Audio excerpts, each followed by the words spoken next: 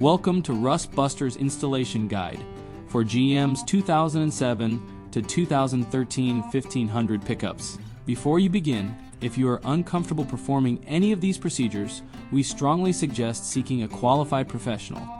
Make sure you have all required tools and utilities. Follow all manufacturer safety precautions. Step 1. Disconnect the vehicle's battery. Inspect for fire hazards such as leaking fuel lines or engine components. Repair or remove any hazards before starting.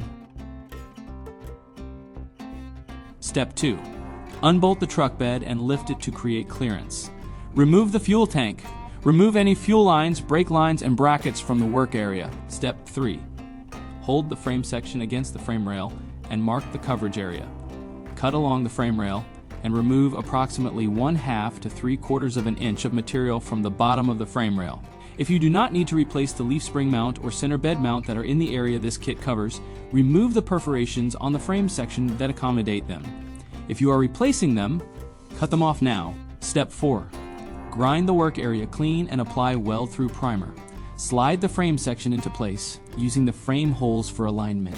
Following proper welding procedure, tack weld the frame section in place, then weld all edges fully. If the center bed mount or rear forward leaf spring mount were removed earlier, install the replacements now.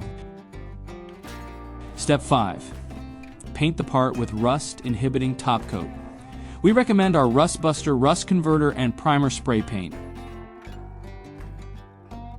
Reinstall any removed lines or brackets. Lower and reinstall the bed. Reinstall the fuel tank.